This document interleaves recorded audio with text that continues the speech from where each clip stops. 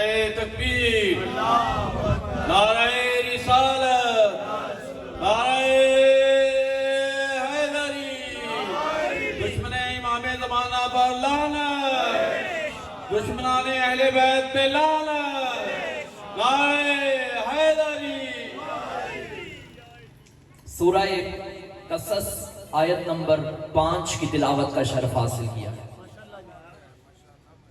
वनुरीदु अन नमुन्ना अलल्लज़ीना इस्तुज़इफ़ू fill अर्ज़। तवज्जो रखिए, खालिक इरशाद फरमा रहा है कि जिन लोगों पर जमीन पे जुल्म किया गया, हमारा इरादा है वनजअलहुम आइम्मतम वनजअलहुमुल वारिसीन, हम उन्हें जमीन का इमाम भी बनाएंगे, कायनात का वारिस भी बनाएंगे। कौन? कि जिन पर जुल्म किया गया, जिन्हें कमजोर बनाने की कोशिश की गई, हमारा इरादा है कि हम वारिस बनाएं। याद रखिएगा सामीन मोहतरम, खुदा का वो इरादा नहीं जो आपका और मेरा होता है। यानी आज इरादा और है, कल और था, कल और होगा। जिसके इरादे बदलते रहे वो इंसान है, और जिसके इरादे से कायनात बने वो रहमान है। ये जो कुरान में फरमाया ना कुन फायकुन, वो कहता है हो जा तो वो हो जाता है। ये कुन भी हमें समझाने के लिए कहा है, मगर न कायनात बनाने के लिए उसे कुन कहने की भी जरूरत नहीं है। वो इरादा करता है तो कायनात बन जाती है। ये उसका इरादा है जो तुम्हें चारों तरफ नजर आ रहा है। ये कौन का लफ्ज जो इस्तेमाल किया, ये सिर्फ हमें और आपको समझाने के लिए कि अल्लाह सिर्फ कहता है हो जा तो वो हो जाता है, मगर ना वो हो जा कहने में भी मोहताज नहीं है। अल्लाह का इरादा क्या है? हमारा इरादा है हम बनाएं। तो उलमा ने लिखा कि जब अल्लाह इरादा करता है तो अल्लाह का इरादा अटल हकीकत है, वो बदलने वाला नहीं। और जो उसने इरादा कर लिया वो होकर ही रहेगा। अगर आपका दिल हो तो मैं कुरान से एक इरादा इलाही पढ़ूं ताकि आपके ज़हन आमादा हो जाए। इन्नमा युरीदुल्लाह, अल्लाह का इरादा है क्या? कि वो रिज्क को अहले बैत से दूर रखे, रिज्क को अहले बैत से दूर। अब जो उसका इरादा है, अब ऐसा नहीं है कि रिज्क कभी अहले बैत के करीब था नाउजुबिल्लाह और कभी करीब नहीं होगा, नहीं।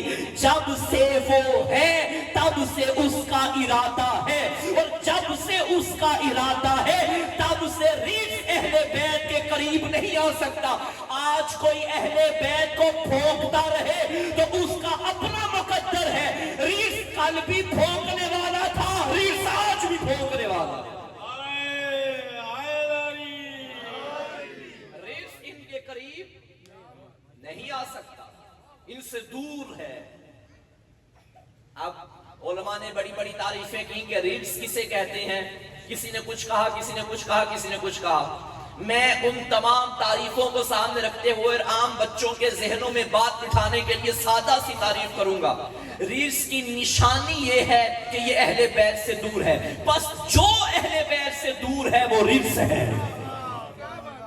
जो दूर है वो रीस है। अब तारीफ बनाने में या तलाश करने में कोई मुश्किल भी पेश नहीं आएगी कि रिज्क से मुराद क्या क्या है। कुरान मजीद में भी ऐसे रिज्कों का जिक्र किया गया है, इंशाल्लाह फिर कभी बात करेंगे। आज हमारा मौजू ये इरादा नहीं, वो इरादा है जो हमने पहले अर्ज किया था। हमारा इरादा है कि हम जमीन पे वारिस बनाएं। और अगर अहले इल्म तशरीफ फरमा है तो यहाँ अरबी में जमा की ज़मीर है, वरना जअलहुम, उन्हें वारिस बनाएं। एक वारिस नहीं है, हमारा अली भी वारिस है, हमारा हसन भी वारिस है, हमारा हुसैन भी वारिस है। तुमसे एक अली वारिस का नारा बर्दाश्त नहीं होता। अल्लाह ने कुरान में 14 के वारिस होने का ऐलान कर दिया है। हमारा पहला भी वारिस, हमारा दूसरा भी वारिस, 14 के 14 वारिस हैं। اور یاد رکھیے گا بڑی کوششیں کی گئیں کہ ذکر مٹ جائے، اہل بیت کا ماتم مٹ جائے، اہل بیت کی مجلسیں ختم ہو جائیں۔ ذکر وہ مٹتا ہے جس کا وارث مٹ جائے۔ آج ذکر زندہ ہے تو یہ دلیل ہے کہ اس ذکر کا وارث بھی زندہ ہے۔ اور میں سیدزادہ منہ مٹکے میں ڈال کے بات نہیں کر رہا، چوک میں کھڑا ہوں، ویڈیو بن رہی ہے، اور بھرپور ہم مطالبہ کرتے ہیں حکومت وقت سے کہ اس ملعون ابن ملعون کو لگام دی جائے۔ بنو امیہ کے ٹکڑوں پہ پلنے والے آج بھی موجود ہیں۔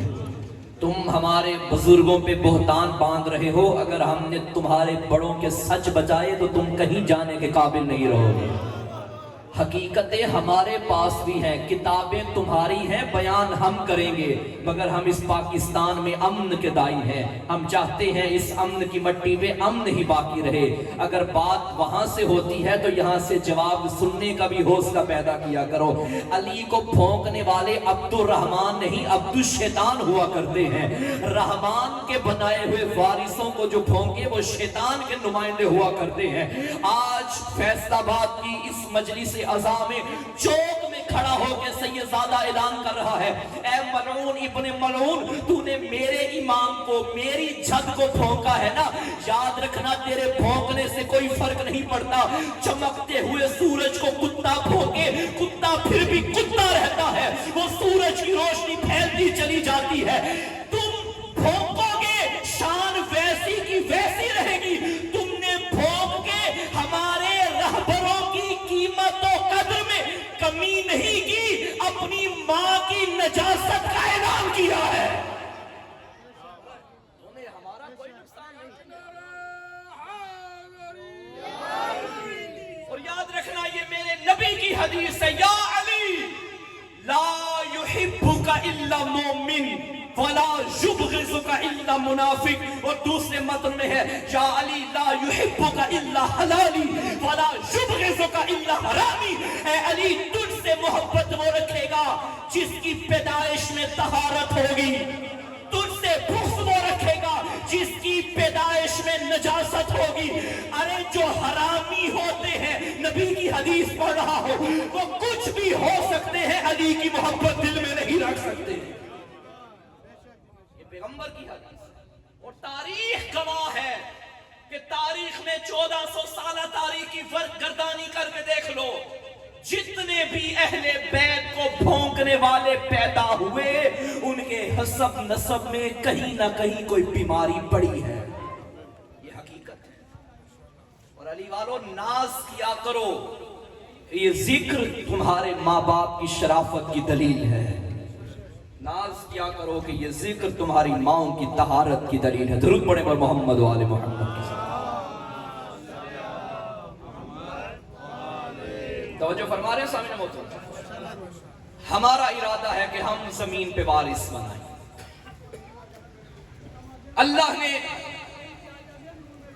روز ازل سے لے کر اب تک اور اب سے قیامت کائنات کا ایک لمحہ بھی بغیر وارث کے نہیں چھوڑا، اور قطعاً یہ دلیل نہیں اللہ کے حقیقی وارث اور نمائندہ ہونے کی کہ جو اللہ کی طرف سے خلیفہ ہو اس کے پاس منبر ہو، نہیں۔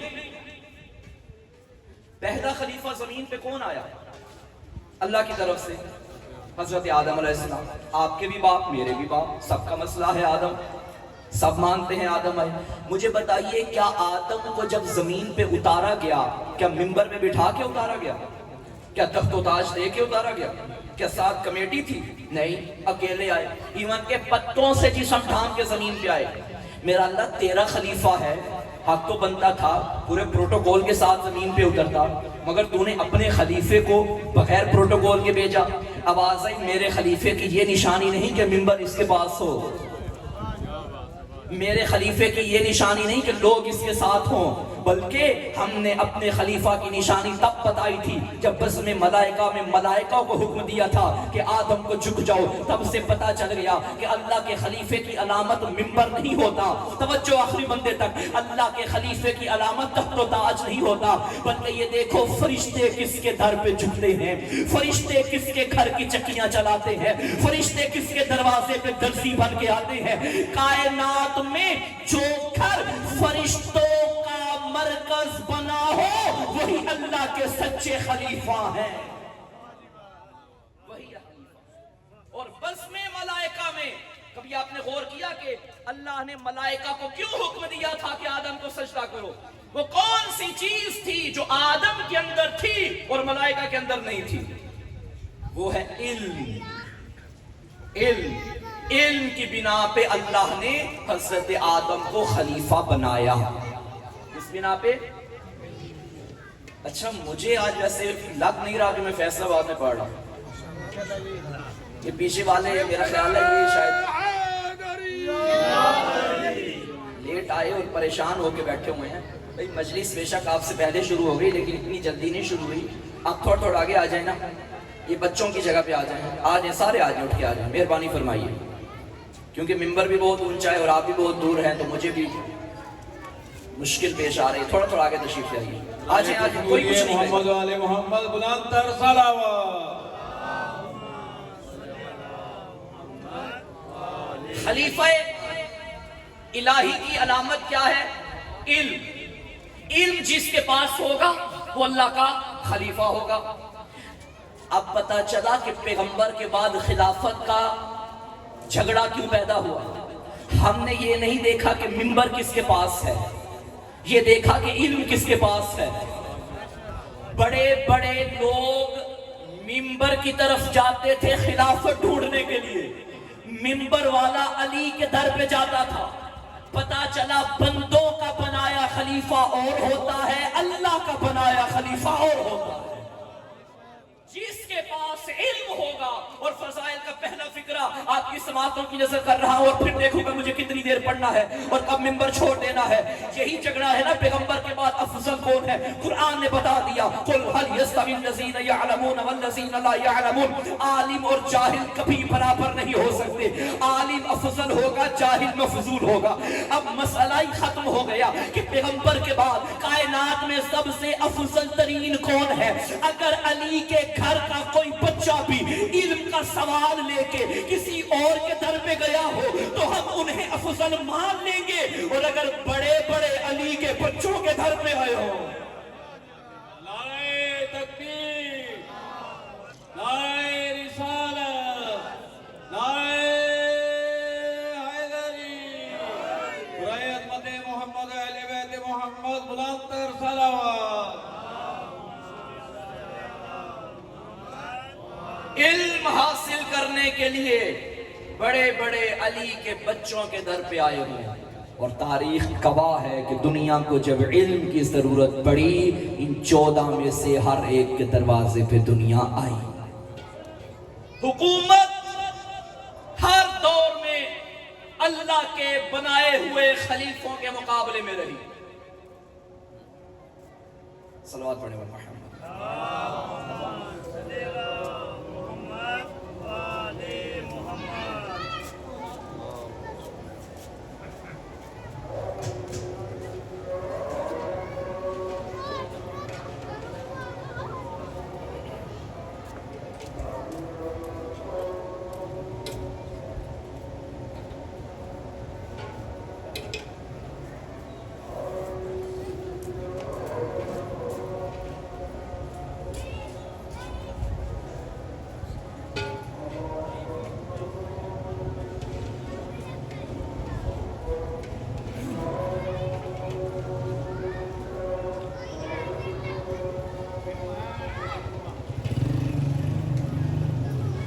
دین اسلام کی کتنی حسین کہانی ہے.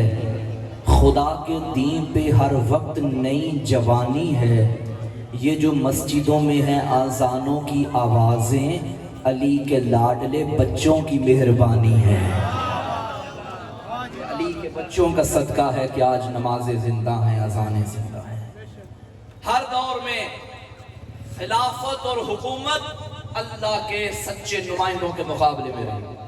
کسی دور میں بھی حکومت اللہ کے خلیفہ ہونے کا معیار نہیں رہا، بلکہ جب 25 سال خانہ نشینی اختیار کرنے کے بعد مدینے کی حکومت کسی کام کی نہ رہی، تب علی کے دروازے پہ آ گئی. اٹھائیے نہج البلاغہ اور خطبہ شکشکیہ کا مطالعہ کیجئے. حکومت کہیں سے علی کی ابا کو پکڑتی تھی، علی کے دامن کو پکڑتی تھی. یا علی آ جائیے. علی مدینے والوں کی طرف آنکھوں میں آنکھیں ڈال کے فرماتے تھے مجھے تمہاری حکومت کی کوئی ضرورت نہیں ہے. حکومت علی کا دامن پکڑ کے کہتی تھی یا علی آپ کو ضرورت نہیں، مجھے آپ کی ضرورت ہے.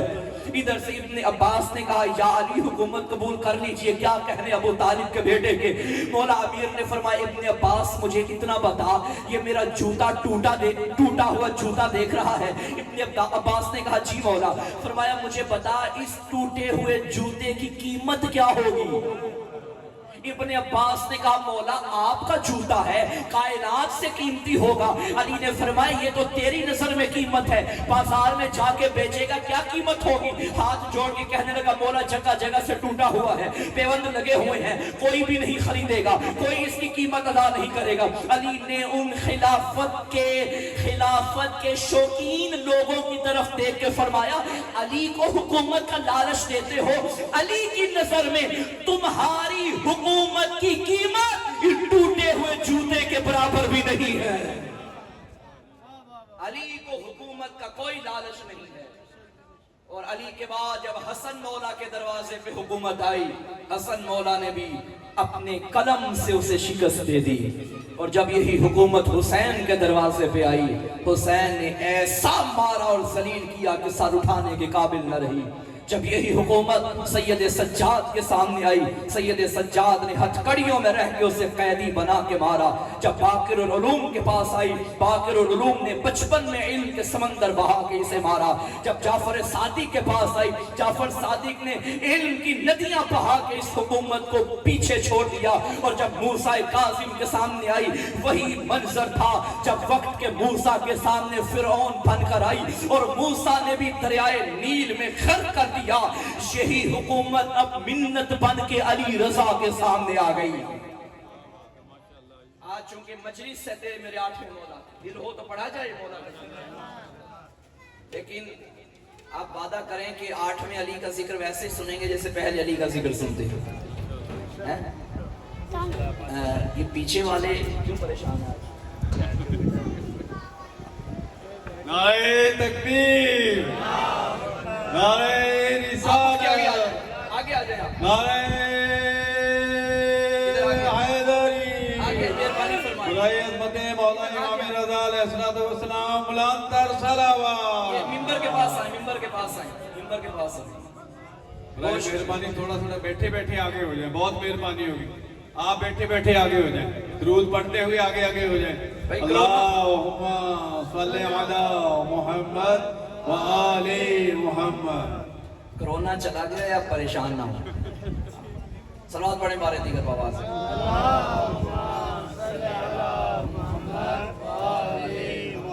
آپ کی اور میرے 8ویں مولا کی بارگاہ میں یہ منت بن کے آ گئی کہ قبول کر لے. اور اس دور میں میرے مولا کو لالچ دیا گیا کہ ہم بادشاہ بنا دیں گے، جہاں کہیں گے رشتہ کروا دیں گے، بس حکومت قبول کرو اور ہمیں لعنت سے بچاؤ. پتا چلا حق چھپانے کے لیے بیٹیوں کے رشتے دینا ان کی پرانی عادت ہے. ہم رشتے دینے کے لیے تیار ہیں جیسے رسول اللہ کو کہا کرتے تھے. یہ بچوں نے اسلامیات کی کتابوں میں پڑھا ہوگا کہ رسول اللہ سے کفار و مشرکین و منافقین کہتے تھے جہاں کہو گے ہم رشتہ کروا لیں گے لیکن ہمیں لعنت سے بچا لو. یہی منظر 8ویں مولا کی بارگاہ میں. اور لوگ کہنے لگے کہ حکومت قبول کر لے. مولا نے انکار کیا مگر حالات کچھ ایسے بن گئے کہ حکومت کو قبول کرنا پڑا اور کچھ شرائط کے ساتھ حکومت کو قبول کرنا پڑا. امام مدینے میں تھے، مامون خراسان میں تھا. اس نے وہاں سے مولا کو خط لکھا اور مولا کو ولی عہدی کی پیشکش کی اور مولا کو خراسان میں بلایا. اب مولا کا سفر شروع ہو گیا. پڑھا جائے سفر. مولا مدینے سے نکلے جیسے ہی مولا علی رضا علیہ السلام نے مدینے سے خراسان کا سفر شروع کیا، لوگوں نے کیا دیکھا کہ مدینے سے علی نہیں نکل رہے، محمد نکل رہے ہیں۔ ہاتھ میں ذوالفقار حیدری ہے، سر پہ دستار مصطفیٰ ہے، بدن پہ اباؤ قبائے مصطفیٰ ہے۔ علی آج محمد بن کے مدینے سے نکلے۔ جیسے ہی مدینے سے باہر نکلے، لوگوں کو پتا چلا کہ موسیٰ ابن جعفر کے فرزند علی ابن موسیٰ رضا خراسان کی طرف جا رہے ہیں۔ انہوں نے کہا کہ موقع ملا ہے، ہم راستے میں کھڑے ہو جاتے ہیں تاکہ فرزند مصطفیٰ سے حدیثیں سنیں اور لکھنا شروع کریں۔ کیوں؟ کیونکہ 8ویں مولا سے پہلے 7ویں مولا 14 سال زندان میں رہے، لوگ استفادہ نہ کر سکے مولا سے، لیکن 7ویں مولا سے پہلے 6ٹھے مولا کے دور میں 4 ہزار شاگرد مولا کے سامنے بیٹھ کے قصب علم کیا کرتے تھے، اور 6ٹھے مولا کے بعد ایک تشنگی تھی معاشرے میں کہ علم کیسے حاصل کیا جائے۔ اب جب پتا چلا کہ 8ویں مولا آ رہے ہیں، بڑے بڑے محدثین نیشا پور میں اکٹھے ہو گئے کہ جہاں سے مولا کا گزر ہونا تھا۔ آپ زائرین تشریف فرما ہیں جو وہ جانتے ہیں کہ مدینے اور خراسان کے درمیان راستہ ہے، اس میں نیشا پور آتا ہے۔ آج بھی وہ زائرین کے لیے زیارت گاہ بنا ہوا۔ نیشا پور میں مولا رکے، بعض روایات میں ہے 20,000 اور بعض میں ہے 24,000 محدثین کاغذ قلم لے کے وہیں پہ اکٹھے ہو گئے۔ مولا ابھی اپنی سواری میں تھے، محدثین نے کہا یا فرزند رسول کچھ بولیے تاکہ ہم لکھیں۔ اب لوگ کھڑے ہیں کہ مولا بولیں اور ہم لکھیں۔ آپ سوچئے تو صحیح اس وقت محمد کے بیٹا کیا بولا ہوگا۔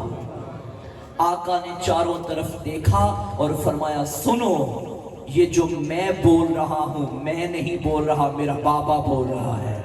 یہ میرے بابا موسیٰ کاظم نہیں بول رہے، مولا صادق بول رہے ہیں۔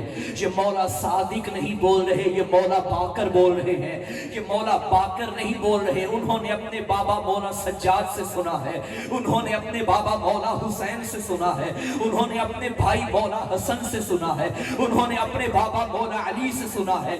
مولا علی نے ڈائریکٹ رسول اللہ سے سنا ہے، رسول اللہ نے جبریل سے سنا ہے، جبریل کو اللہ نے بتایا ہے۔ یہ جو دیکھیے جو صاحبان علم تشریف فرما ہے، ہر حدیث اور ہر روایت کی ایک سند ہوا کرتی ہے۔ سند صحیح ہو تو روایت صحیح ہے، اگر سند میں گڑبڑ ہو تو روایت ہمارے ہاں مستند نہیں۔ اور یہ بھی یاد رکھیے گا، ہم شیعیان حیدر کرار ایسی روایت کو بھی صحیح روایت نہیں مانتے کہ جس کی سند میں ایک بھی دشمن اہل بیت آیا ہو۔ ہم ایسی سند کو نہیں مانتے اور ایسی روایات کو نہیں مانتے۔ اور نوجوانوں کے لیے میں آپ کی خدمت میں گزارش کروں کہ ہر کتاب میں لکھی ہوئی ہر حدیث صحیح نہیں ہوتی، یہ بھی یاد رکھیے گا۔ ہمارے تو نوجوان سوشل میڈیا پہ کوئی پوسٹ دیکھ لیں تو اس سے متاثر ہو جاتے ہیں کہ نیچے چونکہ حوالہ لکھا ہوا ہے بات صحیح ہوگی۔ نہیں بھائی، ہر حدیث کو جانچ پڑتال کیا جاتا ہے، ہر حدیث کو صحیح اور غلط ماننے کا ایک معیار ہے جسے علم رجال کہا جاتا ہے۔ اب جو مولا نے حدیث پڑھی، اس سند کو اہل سنت نے بھی اپنی کتابوں میں لکھا ہے، اور اس سلسلے کو سلسلۃ الذہب کہا جاتا ہے، یعنی سونے کا سلسلہ۔ ذہب عربی میں سونے کو کہا جاتا ہے۔ اتنی خالص تھی یہ حدیث کہ سلسلۃ الذہب کہا جاتا ہے۔ میں رات ہی ایک کتاب میں پڑھ رہا تھا کہ ہمارے بھائیوں کے اہل سنت کے امام احمد بن حنبل کا کہنا ہے کہ اس سند کو، صرف سند کو، حدیث کو نہیں، سند کو اگر دیوانے پہ پڑھا جائے تو دیوانہ بھی ٹھیک ہو جائے گا۔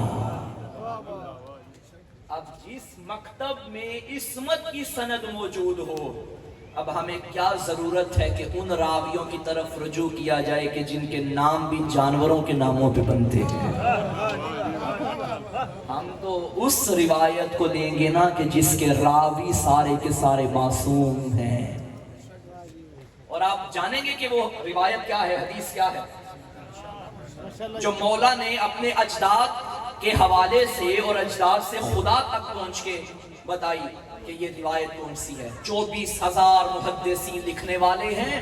علی ابن موسیٰ رضا خطیب ممبر سلونی کا وارث بول رہا ہے اور میرے مولا نے فرمایا سنو حدیث قدسی ہے. خدا فرما رہا ہے کلمۃ لا الہ الا اللہ حسنی فمن دخل حسنی امین من عذابی. لا الہ الا اللہ میرا قلعہ ہے، جو اس میں داخل ہوگا میرے عذاب سے بچ جائے گا.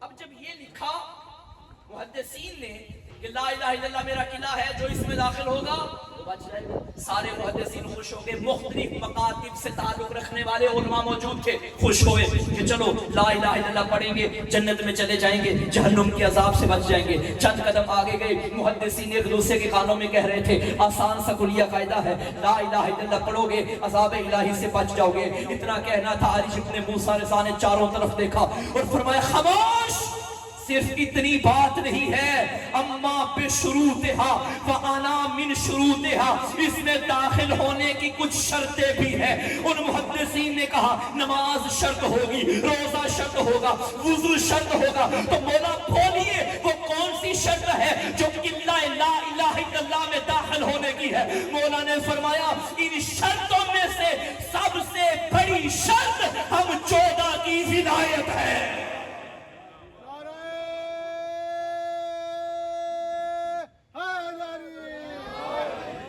ہماری ولایت کے بغیر کوئی قلعہ توحید میں داخل نہیں ہو سکتا.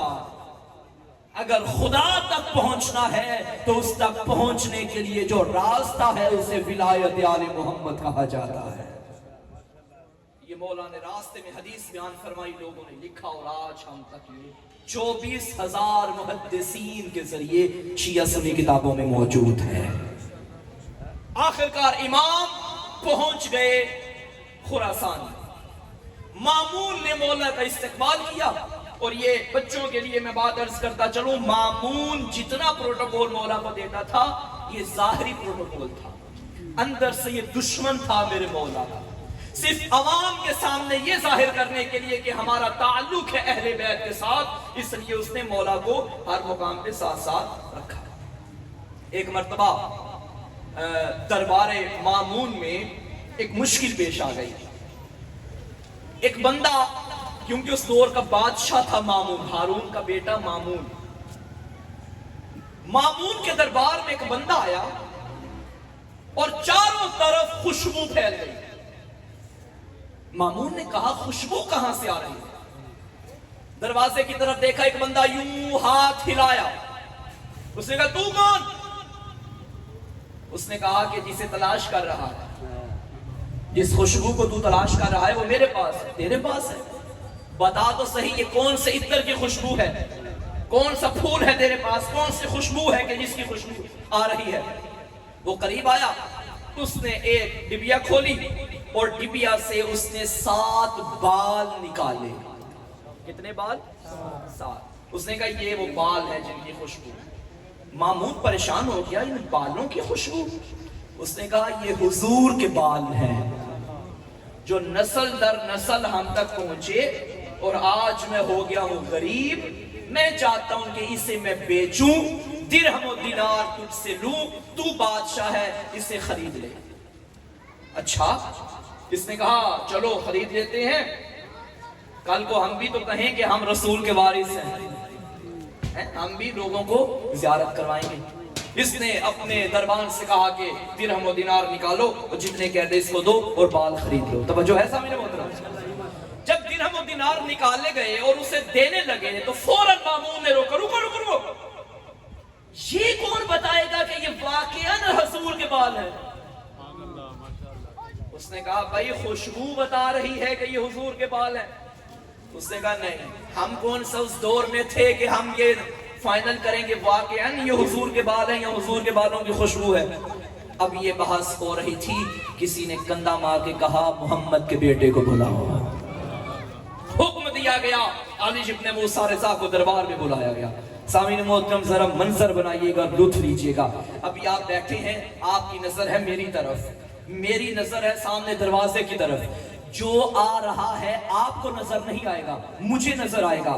جیسے ہی مولا رضا نے دربار میں پہلا قدم رکھا، سارے مجمع نے مڑ کے دیکھا، کیوں؟ جو خوشبو یہاں سے آ رہی تھی وہی خوشبو وہاں سے آ رہی تھی۔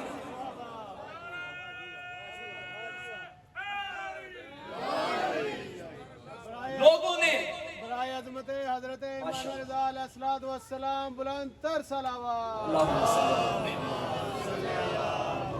لوگوں نے مڑ کے دیکھا، مولا علی دربار میں داخل ہوئے، اور مولا علی رضا علیہ السلام چلتے چلتے مامون نے کہا کہ میرے پاس تشریف لائیے، اپنے منبر کے پاس مولا کو بٹھایا، اور مولا کے آگے اس نے سارا مسئلہ بیان کیا۔ مولا یہ بندہ آیا اور کہتا ہے کہ یہ حضور کے بال ہے، مگر ہمیں کیسے پتا چلے گا کہ حضور کے بال ہے؟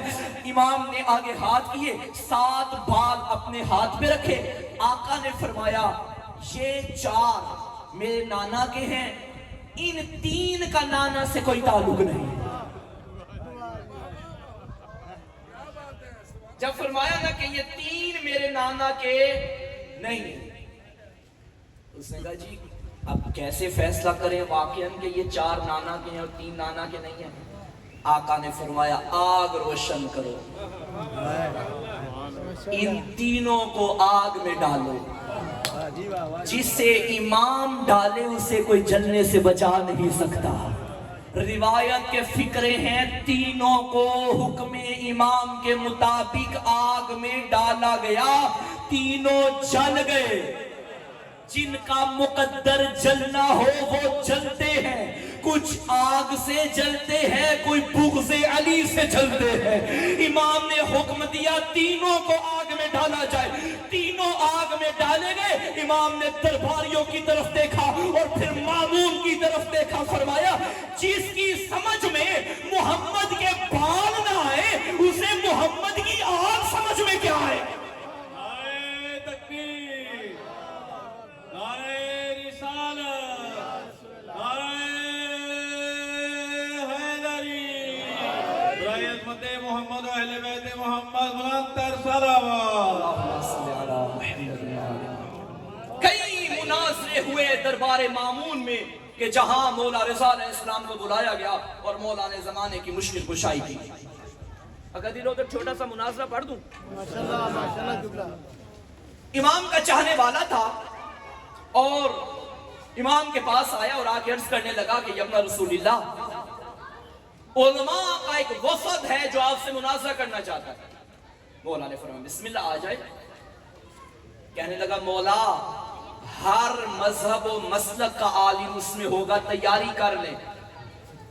جب سنا نا تیاری کر لیں، امام نے فرمایا تو نے ہمیں پہچانا نہیں ہے، تم نے پہچانا نہیں۔ تیاری وہ کرتے ہیں جو بندوں کے پڑے ہوئے ہوتے ہیں، اللہ کا نمائندہ اللہ سے پڑا ہوا ہوتا ہے، ہم علم لدنی کے مالک۔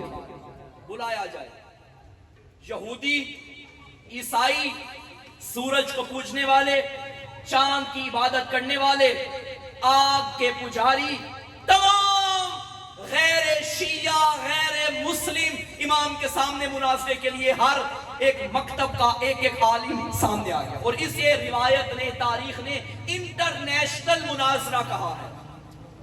بہت بڑا مناظرہ ہو، اس میں سے ایک جھلک آپ کو دکھاؤں گا۔ یہودیوں کا ایک بہت بڑا عالم تھا جس کا نام تھا راس الجالوت، یہ امام کے سامنے بیٹھا، سب سے پہلے امام کی خدمت میں یہ آیا۔ آقا نے فرمایا تجھ پہ حضرت موسیٰ حجت ہیں؟ کہنے لگا ہاں۔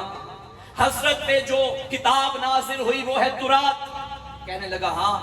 آقا نے فرمایا بتا ناظرہ پڑھنا جانتا ہے یا تورات کا حافظ ہے؟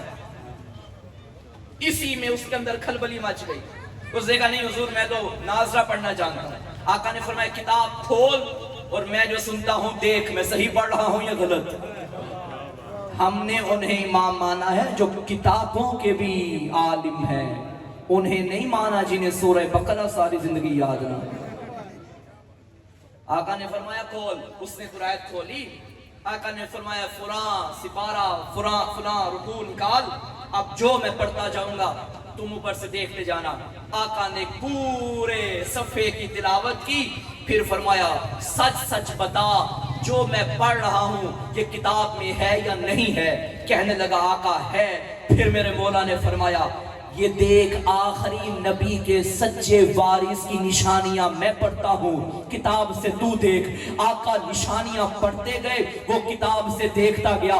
جب نشانیاں مکمل ہوئی امام نے فرمایا جا اپنے چاہنے والوں کو بتا اور سچ سچ بتانا جو ہاتھ میں کتاب ہے تجھے اسی کتاب کی قسم وہ ساری نشانیاں میرے اندر ہیں یا نہیں ہیں؟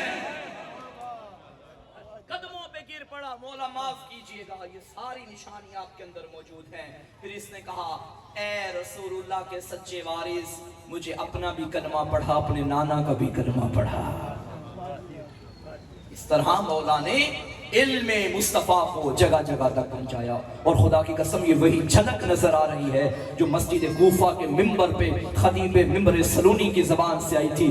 جب لوگ سوال کرنے آتے تھے تو علی سینے پہ ہاتھ رکھ کے فرماتے تھے سلونی سلونی قبل ان تفقدونی۔ صرف اتنا نہیں فرمایا بلکہ یہاں تک فرمایا لو سمیت لی وسادت فجلست علیہا لافتیت اہل التورات بتوراتہم حتی ینطق التورات فیقول صدق علی لافتیت اہل الانجیل بانجیلہم حتی ینطق الانجیل فیقول صدق علی لافتیت اہل الزبور بزبورہم حتی ینطق الزبور فیقول صدق علی لافتیت اہل القرآن بقرآنہم حتی ینطق القرآن فیقول صدق علی۔ لوگ علی کے علم کا امتحان لیتے تھے، علی منبر پہ ہاتھ رکھ کے سینے پہ ہاتھ رکھ کے فرماتے تھے اگر مسند قضاوت کو بچھایا جائے اوپر علی کو بٹھایا جائے، زبور والے آئے میں زبور سے بتاؤں گا، تورات والے آئے میں تورات سے بتاؤں گا، انجیل والے آئے میں انجیل سے بتاؤں گا، قرآن والے آئے میں قرآن سے بتاؤں گا۔ آگے تو حد کر دی، اگر میری باتوں میں یقین نہ آئے میں خاموش رہوں گا، کتابیں بول کے کہے گی علی قد بھی سچا تھا، علی اب بھی۔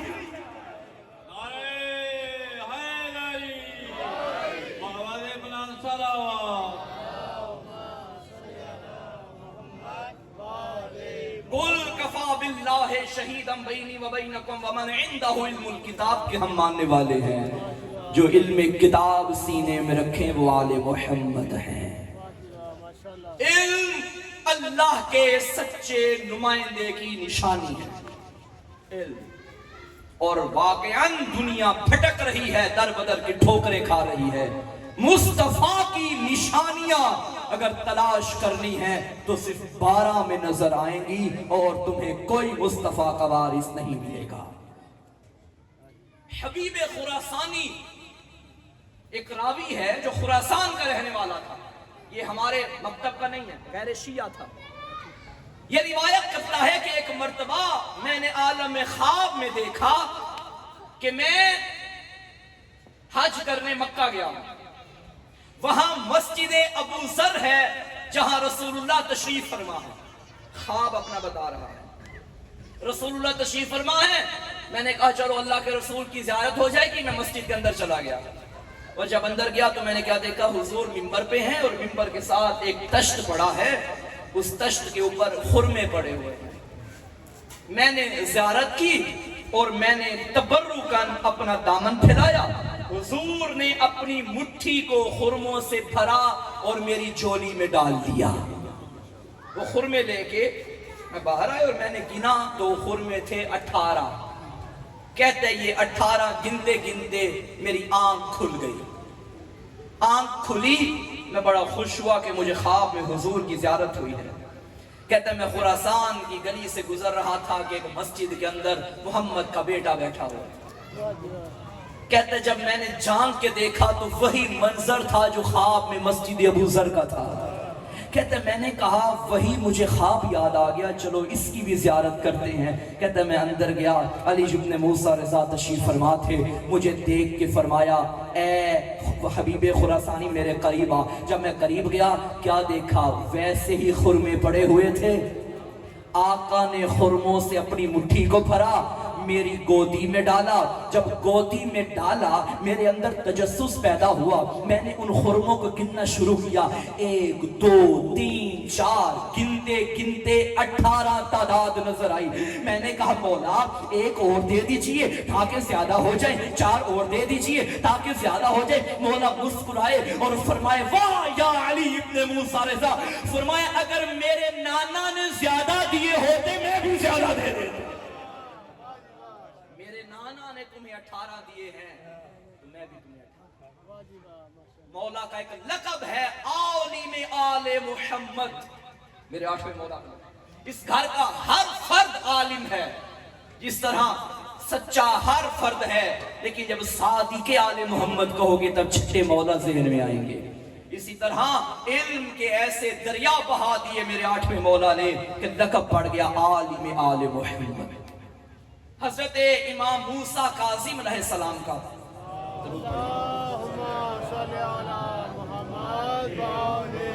اچھا درود پڑھتے وقت کنجوسی نہ کیا کریں.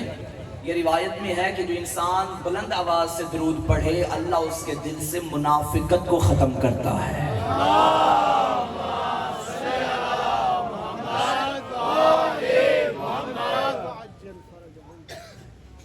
7ویں مولا کا فرزند ہے جس کا نام اسحاق. ایک تو مولا رضا علیہ السلام تھے نا, ایک اسحاق نامی بھی 7ویں مولا کا بیٹا یعنی 8ویں مولا کا بھائی. اسحاق روایت کرتے ہیں کہ مجھے میرے بابا نے بتایا, اے اسحاق میرے بابا مجھ سے کہا کرتے تھے, یعنی چھٹے مولا 7ویں مولا سے فرمایا کرتے تھے, میرے بابا مجھ سے کہا کرتے تھے اے موسیٰ کاظم اللہ نے آپ کی صلب میں ایسا فرزند رکھا ہے کہ جس کا لقب عالم آل محمد ہے اور اس کا نام دادا علی کے نام پہ ہوگا. میری حسرت ہے اللہ مجھے زندگی عطا کرے میں تیرے صلب سے پیدا ہونے والے اس فرزند کی زیارت کروں. چھٹے مولا حسرت کرتے ہوئے دنیا سے چلے گئے کہ میں 8ویں مولا کی زیارت کروں. فضائل کی آخری روایت سماعت فرمائیے اور مصائب کے 2 جملے. ایک مرتبہ امام رضا علیہ السلام ایک مقام پہ تشریف فرما تھے. ایک بندہ آیا اور اس نے کہا کہ مولا آپ کے جد نے فرمایا ہے کہ یا علی انت قسیم النار والجنہ, کہ آپ جنت اور جہنم کے سارے بولو پیچھے والے تقسیم کرنے والے. بات پہنچ رہی ہے نا آپ تک؟ بس آپ کی زحمتوں کو ختم کرنے لگا, پریشان نہیں ہونا. اے علی آپ جنت اور جہنم کے تقسیم کرنے والے ہیں. ہمیں یہ حدیث سمجھ میں نہیں آئی کیونکہ مالک یوم الدین تو اللہ ہے, قیامت کے دن کا مالک اللہ ہے, روزے جزا کا مالک اللہ ہے, تو آپ کے دادا جنت اور جہنم کیسے تقسیم کریں گے؟ آقا مسکرائے اور فرمایا اس حدیث کو مانتے ہو یا نہیں؟ یا علی لا یحبک الا مومن ولا یبغضک الا منافق. مومن علی کا حبدار ہوگا, منافق علی سے دشمنی کرے گا. فرمایا یہ تو سمجھ میں آتا ہے. مولا نے فرمایا مومن جنت میں جائیں گے, منافق جہنم میں جائیں گے.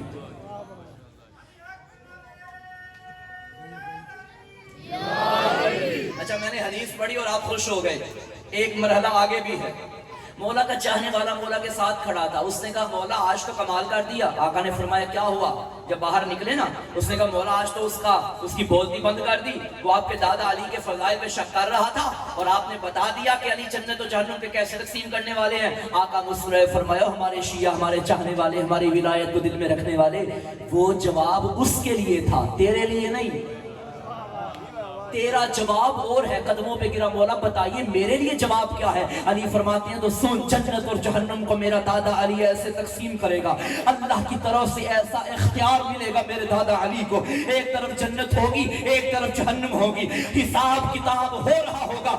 علی ایک ایک کو پکڑ کے جنت میں ڈالیں گے. فرمائیں گے ہاذا لکا, یہ تیرا ہے کیونکہ میرا حبدار تھا. جہنم سے کہیں گے ہاذا لکا, یہ تیرے حصے میں ہے کیونکہ زندگی میں میری ولایت کا دشمن تھا. آقا نے فرمایا اس کو جو میں نے جواب دیا تھا وہ اس کے ظرف کے مطابق, जो तुझे जवाब दिया है वो तेरे ज़र्फ के मुताबिक। पता चला अली के सारे फजाइल हर जगह पढ़ने के काबिल नहीं होते। पहले ज़र्फ देखा करें कि सुनने वाले ज़र्फ रखते हैं या नहीं रखते। अगर ज़र्फ रखें तो अली के फजाइल खूब पढ़ा करें, और ज़र्फ ना रखें तो उनके भटकने का खदशा है। वहां वो फजाइल ना पढ़ो जिसे आम ज़र्फ कबूल नहीं कर सकता। अल्लाह अकबर। वालिए खुरासान तेरा मेरा 8वां इमाम। ये रात शब आशूर से कम नहीं है। फजाइल जैसा भी सुना तुम्हारी अपनी मर्जी। आज एक जनाजा बरामद होना है। कहां कहां रोए ज़हरा, कौन कौन से शहर में रोए ज़हरा। कोई करबला में मारा गया, कोई मदीने में मारा गया। आज जिसका मातम करना है ये तूस जैसे परदेस में मारा गया। ए अज़ादारो, जनाजे को कांदा देना। मैंने जुमला कहा है, आज की रात शब आशूर से कम नहीं है। तुम पूछोगे शबे आशूर एक बहन को पता था भाई एक रात का मेहमान है। मुझे माफ करना, उस बहन को पता था भाई मेहमान है, कल मारा जाएगा, भाई की आखिरी रात है। वो सारी रात भाई का चेहरा देखती रही थी। आज जिस भाई की आखिरी रात है ना, इसकी बहन कुम की पहाड़ियों में उजड़ गई है। अजरुकुम अल्लाह। अहले अज़ा, इस बहन को नसीब नहीं हुआ कि मैं भाई का चेहरा देख सकूं। जितने ज़ायर बैठे हो मेरी बात की तायीद करना। जिन्हें ये ज़ियारत का शर्फ मिला है अल्लाह फिर मौका दे, और जिन्हें नहीं मिला मौला तुम्हें बुलाएं। अगर कोई नजफ में जाए ना, नजफ में अली के रोजे में हर तरफ जलाल नजर आता है। कोई करबला में जाए, हुसैन के रोजे पे हर तरफ करीमी नजर आती है। कोई अब्बास के रोजे पे जाए तो रोबो दबदबा नजर आता है। जितने जायर बैठे हो, अगर कोई मशहद में चला जाए ना, चारों तरफ अमीरी ही अमीरी नजर आती है। सोने के दरवाजे, गुलामों की कतारें, फर्श पे देखे ईरानी बेहतरीन कालीन है। उस वक्त इमाम का चाहने वाला जरी को देखता है ना तो नाज करता है, मैं इस इमाम का मुरीद हूं जिसका सदका कायनात खा रही है।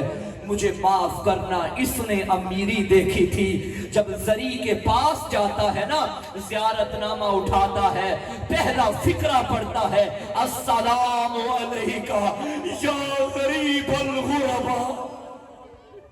ए गरीबों के गरीब, हमारा सलाम हो। उस वक्त एक आशी के मौला का दिल तड़पता है, मौला मैंने तो यहाँ अमीरी देखी है, मौला तुझे गरीब क्यों कहा गया? अगर सुनने वाले कान हो तो यही आवाज आएगी, तू अमीरी आज देख रहा है। अरे मैं हालत गुर्बत में मारा गया, अरे मैं उस हालत में मारा गया, अरे जिसकी बहन कुम की पहाड़ियों में उजड़ गई। अजरुकुम अल्लाह। अज़ादारो जी भर के मातम करना, आज बतूल को पुरसा देना है। अज़ादारो तुम नजफ में जाओ, अली के कब्र के दाएं तरफ आदम की कब्र है, बाएं तरफ नूह की कब्र है। जन्नतुल बकी में चले जाओ, 4 इमाम इकट्ठे सोए हुए हैं। काज़िमैन में चले जाओ, इमाम मूसा काज़िम के साथ मौला तकी सोए हैं। अज़ादारो मौला नकी के साथ मौला अस्करी सोए हैं। ये वो तेरा अकेला इमाम जो तन्हा सोया। अजरुकुम अल्लाह। करबला में भी हुसैन के एक तरफ अकबर सोया हुआ है, सीने पे असगर सोया हुआ है, कहीं पे कासिम नौशाह की कब्र है। मेरा सलाम गरीबों के गरीब इमाम पे। अजरुकुम अल्लाह। आज़ादारों, ये जो रात गुजार रहे हो ना, मातम ऐसे करना जैसे घरों से जनाजे उठते हैं। ये जो रात गुजार रहे हो ना, इस रात मेरे मौला को जहर मिली है। मौला का सहाबी है जिसका नाम अबू सल्लत है, ये हर वक्त मौला के साथ रहता था। इमाम ने अबू सल्लत से फरमाया, अबू सल्लत, मुझे मामून ने दरबार में बुलाया है। अबू सल्लत कहते हैं, मौला मैं आपके साथ जाऊंगा, मुझे खैर नहीं लगती। इमाम ने फरमाया, मैं अल्लाह की रजा पे राजी होने वाला हूँ, या अली इब्न मूसा रजा तेरी रजा पे कुर्बान जाऊं।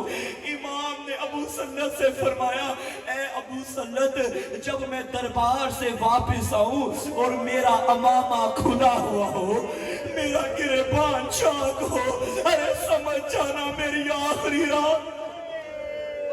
अजरों को मल्ला कोई गम न देखो सिवाय गम आले रसूल के। असादारो, इमाम दरबार में दाखिल हुए। अल्लाह की लानत हो मामून पे, इस जालिम ने एक बर्तन पे अंगूरों को पेश किया। कहते मैंने सुना है आपको अंगूर बड़े पसंद है। इमाम ने एक मर्तबा मामून को देखा, एक मर्तबा अंगूरों को देखा, रो के फरमाया, मेरी दादी ज़हरा, इन्ना लिल्लाह व इन्ना इलैहि राजिऊन। अज़ादारो, इमाम ने चंद दाने अंगूर के तनावल फरमाए। ये जालिम कहता है, अली इब्न मूसा रज़ा और खा लीजिए। इमाम की आंखों में आंसू आए और फरमाया, तेरा मकसद पूरा हो गया और मेरी बेटियां यतीम। अजरकुम अल्लाह। अज़ादारो, इमाम दरबार से बाहर आए, फरमाया, अबू सल्लत मुझे संभाल, मेरा जिगर फट रहा है। अबू सल्लत ने मौला को सहारा दिया, मौला के हुजरे में लेकर आए। अबू सल्लत का एक दोस्त था जिसका नाम हरसमा था, मौला का आशिक था। मौला ने फरमाया, अबू सल्लत मेरी आखिरी हसरत है, हरसमा को बुला के ला। अबू सल्लत कहते हैं, मैं मौला को वहीं पे छोड़ के मैंने मौला को पानी पिलाया और दौड़ता हुआ खुरासान की गलियों में गया। मैंने क्या देखा, अभी मैं रास्ते में था, तेज आंधी चली है, एक तूफान आ गया। मैं हरसमा के घर गया, मैंने कहा, उठ के देख मेरा मजलूम मौला उछलने वाला। हरसमा कहते क्या हुआ? अरे कहता है, हम यतीम होने वाले, हमारे मौला को जहर मिल गई। अजरकुम अल्लाह। अबू सल्लत कहता है, मैं हरसमा को लेके निकला, आंधी इतनी तेज थी, अरे कभी हरसमा मुझे संभालता था, कभी मैं हरसमा को संभालता था। जैसे हुजरा रज़ा में दाखिल हुए, अबू सल्लत तड़पा, कहते हरसमा, मैं यहीं पे मौला छोड़ के गया था, मौला नहीं है। क्या देखा, मौला अपने घर के शहर में तड़प रहे थे। रिवायत के फिक्रे है जैसे मछली पानी के बगैर। आवाजों को बुलंद करो, अभी जनाजा आ जाएगा। एक फिक्रा मैं पढ़ूंगा, तुम जानते हो ना, मदीने में ज़हरा के बड़े बेटे को भी जहर मिली थी। जब मौला हसन को जहर मिली, तुम सुनते रहते हो ना 28 सफर को, कि जब हसन को जहर मिली, हसन जल्दी से उम्मे फरवा के दरवाजे पे गए, कासिम की माँ मुझे संभाल, मेरा जिगर फट रहा है, मेरे लाल को मेरे सीने पे लटा। अज़ादारों, अभी मौला हसन ने कहा, मेरी ज़ैनब को बुला, मेरी बहनों को बुला, एक जुमला कहे, या इमाम रज़ा। और जब हसन को जहर मिली और बहनों ने संभाला, तेरी बहन कुम के जंगलों में तन्हा रह गया मेरा मौला। अजरकुम अल्लाह। अभी थोड़ी देर के बाद जनाजा आ जाएगा। अज़ादारो, जैसे ही अबू सल्लत पहुंचे और रो के कहने लगे, अबू सल्लत मेरा जनाजा मेरा बेटा पढ़ाएगा। अबू सल्लत कहते, मौला कौन सा बेटा है जो परदेश में है? फरमाया, मेरा तकी मदीने से आएगा। एक मर्तबा मौला रज़ा बोले, तकी बेटा आखिरी वक्त आ जा। मौला तकी हाजिर हुए और अपने बाबा को गोदी में बिठाया। मैं अर्ज करूंगा, मौला आप खुशकिस्मत हैं, हर बाप की हसरत होती है जब मेरा आखिरी दम निकले, मेरा सर मेरे बेटे की गोद में हो। अरे मेरा زہرا کے لال پہ، اور جس نے جوانوں کے لاشیں اٹھائے، لیکن جب خود زیر سے گرا کوئی نہ تھا جو حسین کا سر لیتا۔ ایک زخمی پہلو والی ماں، اور جو دامن پھیلا کے کہتی تھی حسین آجا، اجرکم اللہ، جنازہ لے آؤ مولا کا۔ عزادار مولا نے غسل بھی دیا، اپنے بابا کا جنازہ بھی پڑھایا۔